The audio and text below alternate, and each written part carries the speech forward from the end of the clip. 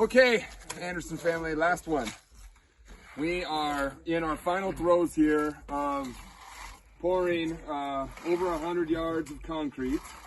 It has been an incredible effort. Everybody here has just worked their tails off today. It's been incredible. They've done a great job. And it's been really hard because this concrete that we just placed into this foundation is 5 feet deep at that end. And it's been a 2-hour drive to get here. And then we had to wait an hour just because we've got the next truck trying to get the sequence to work right. So it's almost unworkable. And so we tried to stagger it as best we can as tonight to get cold joints, but it's a challenge. That being said, we're down to the final throws. So we got one more truck for sure, and a third truck that's coming, and then we'll be done, and it'll be great.